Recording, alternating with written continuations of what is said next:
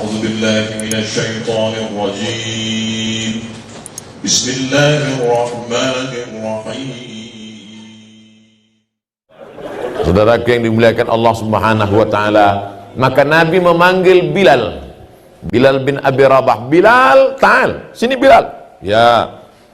Sami'tu dafana alaika baina yadayya fil jannah. Aku sudah dengar suara terompah selop sendalmu dalam surga. Kresek, kresek, kresek, kresek. Yang mengumandangkan azan subuh dua orang. Pertama Abdullah bin Ummi Maktum, buta. Yang satu lagi Bilal bin Rabah. Bilal, sini. Nanti bapak masuk ke Taman Raudhah. Ini mimbar, ini mihrab, ini ada tinggi di atas kepala. Disitulah Bilal mengumandangkan azan. Allahu Akbar, Allahu Akbar. Nabi memanggil Bilal. Aku dengar suara terompah selop sendalmu dalam surga. Apa amalmu Bilal? Aku tak pernah meninggalkan 2 rakaat salat wudu. Bagi yang belum melaksanakan, pulang dari sini nanti malam usolli sunnatal wudu raka'ataini lillahi ta'ala. Mana yang dulu Pak Ustaz? Tahiyatul masjid atau wudu? Tahiyatul masjid dulu. Habis tahiyatul masjid baru salat sunat wudu. Siapa yang salat sunat wudu dulu, maka otomatis tahiyatul masjidnya sudah. Karena tahiyatul masjid itu dilaksanakan sebelum duduk. Idza dakhala ahadukumul masjidah. Kalau kamu masuk masjid fala yajlis, jangan duduk hatta yusalli rak'ataini, sampai salat 2 rakaat. Kalau sudah duduk tidak ada lagi tahiyatul masjid. Maka pertama kali masuk tahiyatul masjid. Habis itu salat sunat wudu. Apa hubungan Bilal dengan persaudaraan Ustadz Somad? Seandainya yang dipanggil Nabi itu Ali. Hai Ali, sini. Aku dengar suara terompahmu dalam surga. Berarti kau sudah masuk surga.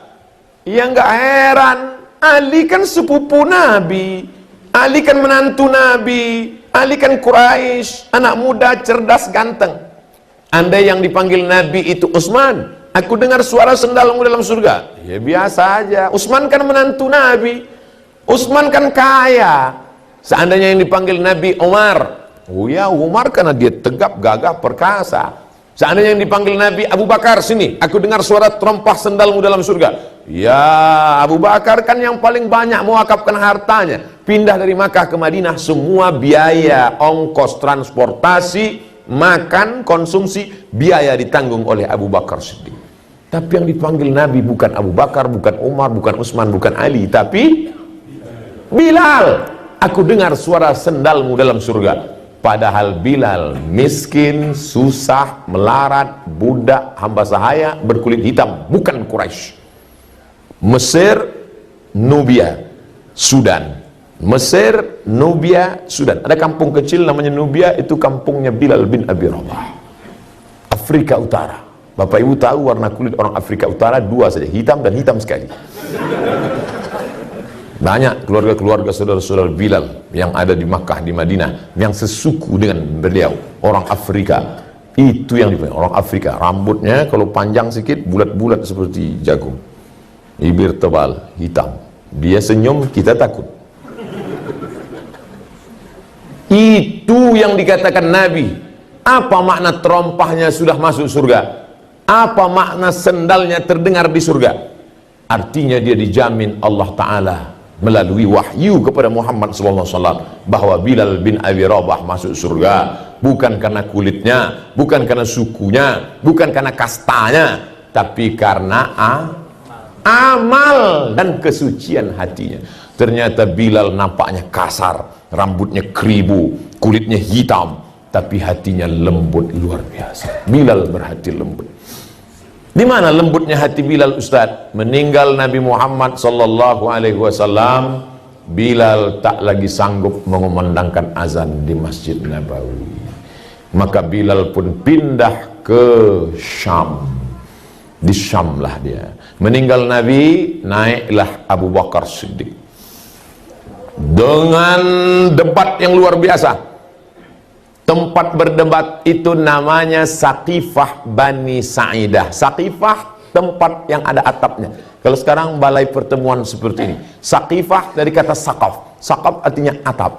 Menghadap ke arah kiblat, Masjid Nabawi, kiblat, sebelah kanan ada gedung Museum Asmaul Husna, sebelah Museum Asmaul Husna ada Saqifah Bani Sa'idah. Bapak-bapak sudah ke sana? Alhamdulillah.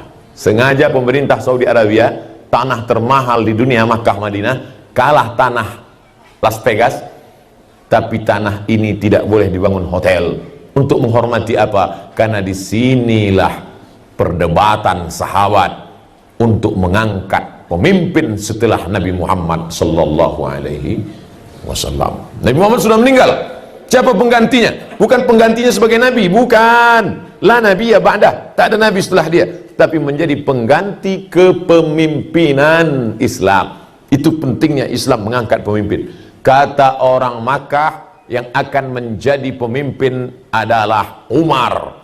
Kata orang Madinah, calon kami adalah Sa'ad. Waktu itu ada dua calon, satu Umar, satu Sa'ad. Datang Abu Bakar membacakan hadis. Apa kata Abu Bakar? Al-a'immah min Quraisy, pemimpin mesti berasal dari Quraisy. Dengan dibacakannya hadis pemimpin mesti keturunan Quraisy, maka tereliminasilah Sa'ad, karena Sa'ad bukan Quraisy. Marahkah dia? Tidak, karena Nabi berkata, minnal amir wa minkumul wazir, pemimpin dari golongan Quraisy, sedangkan dari Madinah akan menjadi wazir, menteri-menteri, pembantu nanti. Kalau begitu Umar yang kita pilih. Umar pun rendah hati, kata Umar, ada yang lebih layak daripada aku. Siapa? Orang yang waktu Nabi sakit tidak bisa jadi imam sholat, dan yang ditunjuk Nabi menjadi imam pemimpin sholat, itulah sebenarnya signal untuk menjadi pemimpin di luar sholat. Siapa yang disuruh Nabi waktu sakit jadi imam sholat? Abu Bakar Siddiq. Maka Abu Bakarlah diangkat melalui baiat. Mana Ali? Oh, Ali sedang menjadi oposisi karena tidak setuju dengan Abu Bakar. Kata orang yang tak ngerti sejarah, Ali di mana waktu itu? Kenapa Abu Bakar dengan Umar saja di Saqifah Bani Sa'idah? Ali mengurus jenazah Nabi Muhammad sallallahu alaihi. Ali, Abbas, Abdullah bin Abbas, Hasan, Husain, mereka mengurus jenazah. Orang yang suka melintir sejarah dipelintir ini. Lihat betapa tamaknya Abu Bakar dan Umar, betapa rakusnya penjahat-penjahat politik ini. Sementara Ali sibuk mengurus jenazah Nabi karena mereka lebih mementingkan Nabi. Sementara ini orang tak peduli jenazah Nabi. Orang kalau tidak ngerti sejarah mudah dipelintir. Abu Bakar dengan Umar mementingkan Islam karena kalau satu malam tanpa pemimpin hancur dunia. Maka Abu Bakar dengan Umar, Utsman, sahabat berkumpul di Bani Sa'idah untuk cerita masalah politik kepemimpinan. Sedangkan Ali, Abbas, Abdullah bin Abbas, Sayyidina Al-Hasan, Sayyidina Al-Husain, Sayyidina Fadl bin Abbas, mereka mengurus jenazah. Karena dalam Islam diajarkan kalau kita mati, yang ngurus jenazah kita siapa? Keluarga. Pahami sejarah ini dengan baik. Bukan Abu Bakar dengan Umar tamak, rakus kekuasaan lalu meninggalkan jenazah Nabi. Mereka sudah bagi-bagi tugas untuk mengurus jenazah Nabi. Sayyidina Ali, Sayyidina Abbas, Sayyidina Abdullah bin Abbas, Sayyidina Fadl bin Abbas, Sayyidina Hasan, Sayyidina Husain, untuk mengurus masalah politik. Bukan mereka ada konflik, tidak ada konflik. Makanya kita dua-duanya kita sebut Allahumma salli ala Sayyidina Muhammad wa ala alihi wa sahbihi. Kita cinta keluarganya, kita juga cinta kepada sahabatnya. Ini penting supaya kita tidak dipelintir. Oh, itu cerita di Saqifah tuh Pak Ustaz. Ya, saya udah foto-foto di Saqifah. Pengetahuannya belakangan. Nanti waktu update masukkan cerita ini. Nah, saya udah update kemarin Pak Ustaz. Update sekali lagi. Ini edisi revisinya. Jadi kita sedang menebarkan kebaikan-kebaikan kepada teman-teman, kepada sahabat-sahabat kita. Lalu kemudian maka naiklah Abu Bakar menjadi khalifah. Abu Bakar jadi khalifah cuma 2 tahun. Setelah itu dia pun meninggal juga. Naik jadi khalifah umur 61, meninggal umur 63. Lihatlah. Sama dulu dengan Nabi, satu tempat waktu hijrah. dan dia ingin setelah mati pun kuburnya dekat juga. Aku ingin kuburku dekat dengan Nabi Muhammad sallallahu alaihi wasallam. Indahnya Abu Bakar, waktu hidupnya dekat Nabi, setelah meninggalnya pun dekat dengan kubur Nabi. Kita hidupnya jauh, mati pun jauh. Masih ada kesempatan untuk dekat-dekat dengan Nabi. Pulang dari sini, nanti sore, nanti malam, besok pagi. Habis itu jauh. Jauh dari Pekanbaru, dari Riau, dari Jakarta, dari Sumbar. Gimana nih Pak Ustaz? Kau tetap bisa dekat dengan Nabi. Kapan? Waktu kau katakan Assalamu alaika ayyuhan nabiyyu wa rahmatullahi wa barakatuh. Saya kalau mengucapkan orang nun yang jauh di sana, Assalamu alaihi, peace be upon him, bahasa kampung kami. Tapi kalau orangnya di depan, Assalamu alaika, peace be upon you. Waktu sholat kita gunakan Assalamu alaihi atau Assalamu alaika? Assalamu alaika, seakan-akan dia selalu ada bersama kita. Saya nggak paham nih Pak Ustadz, gimana kita mengucapkan Assalamu alaika? Nabi kan nggak ada Pak Ustadz.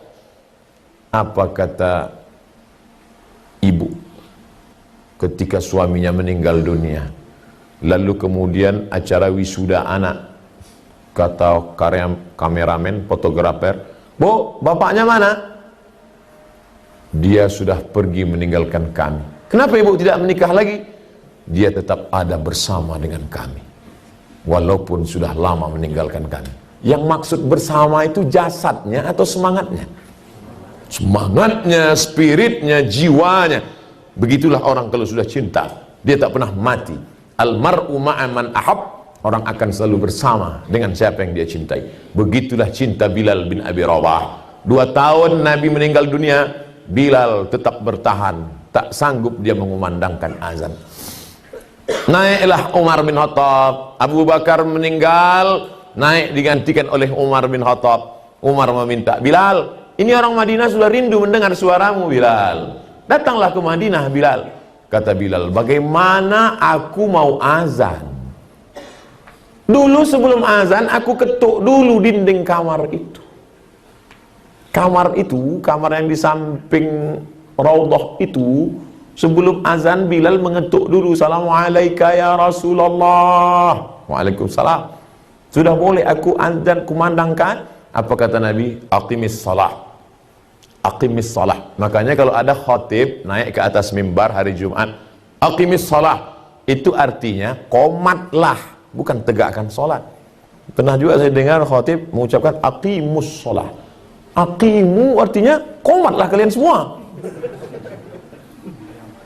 Nabi menyuruh Bilal aqimis sholah, komatlah. Bilal tidak berani komat sebelum Nabi menyuruh komat. Bagaimana aku mau azan? Dulu habis azan aku qobliyah, habis qobliyah aku mengetuk pintu itu. Nanti kalau aku azan di sana, pintu itu aku ketuk, siapa yang menjawab? Umar diam. Aku bisa azan di sana Umar, tapi nanti kalau aku azan, habis itu aku qobliyah, habis itu aku ketuk pintu itu. Adakah yang menyuruh aku aqimis sholat? Kata Bilal. Umar terdiam. Sampai akhirnya datanglah ana minal wal Husain minni. Hadis sahih. Husain, Nabi punya anak Fatimah. Fatimah punya anak Sayyidinal Hasan, adiknya Sayyidinal Husain. Datang Husain menghadap. Kata Husain, Bilal, orang Madinah rindu sekali dengan kau. Bisa tak engkau datang ke Madinah? Aku tidak bisa. Tapi ini yang meminta cucunya, yang darahnya mengalir dalam darahku. Wahai Bilal. Bilal tak bisa menolak, karena ini orang yang sangat dekat. Siapa yang ingin melihat Nabi, lihatlah Husain. Maka saat melihat Husain, Bilal seolah-olah melihat Nabi Muhammad sallallahu alaihi wasallam. Maka Bilal pun datang dari Damaskus, siang malam datang. Dalam perjalanan panjang sampai ke kota Al-Madinah Al-Munawwarah, azanlah dia. 2 tahun lebih orang Madinah tak mendengar suara itu. Sampai akhirnya subuh itu dia pun azan. Saat itu orang Madinah senyum bangga. Kenapa? Mereka pikir Nabi hidup lagi. Karena dulu kalau suara itu terdengar, maka nanti pasti yang imamnya Muhammad sallallahu alaihi wasallam. Nanti pasti dia datang. Pasti dia nanti jadi imam. Karena suara ini sudah 2 tahun tak kami dengar. Dia nanti yang akan menjadi imam subuh ini. Maka tak sampai habis azan dikumandangkan Bilal. Bilal tak tahan karena terkenang kepada Nabi Muhammad SAW. Bilal berjumpa saat hidup, berjumpa setelah mati. Dijamin Allah masuk surga. Kita mudah-mudahan dengan kedekatan kita dengan ibadah kita di sini, berjumpa pula kita dengan Bilal bin Abi Rabah. Dekat pula kita dengan Sayyidina Muhammad sallallahu alaihi wasallam. Allahumma jama'na ma'al Habibil Mustafa. Satukan kami dengan Nabi Muhammad sallallahu alaihi wasallam. Allahumma ja'alna min muhibbi nabiyyika Muhammad sallallahu alaihi wasallam. Jadikan kami orang-orang para pencinta-pencinta Nabi Muhammad sallallahu alaihi wasallam. Allahumma ja'al Muhammadan sallallahu alaihi wasallam syafi'an lana. Jadikanlah Nabi Muhammad SAW pemberi syafaat bagi kami nanti ya Allah. Allahumma ja'alna minal mutahabbina bijalalik. Jadikan kami orang-orang yang berkasih sayang karena Engkau ya Allah. Tahta zilli arsyika yawma la zilla illa zilluk. Dapat kami bernaung di bawah singgasana arasy-Mu pada saat tak ada naungan kecuali naungan Engkau ya Allah. Allahumma aslih syababal muslimin. Perbaiki akhlak anak-anak kami supaya mereka dapat berbakti kepada kami dan agama ya Allah. Allahumma rzuqna ziyarata baitikal atiq. Berikan kami rezeki yang halal berkah supaya kami bisa berhaji dan umrah. Allahumma rzuqna ziyarata qabri nabiyyika Muhammad sallallahu alaihi wasallam. Berikan kami rezeki yang halal supaya kami bisa berkunjung ke makam Rasulullah sallallahu alaihi wasallam.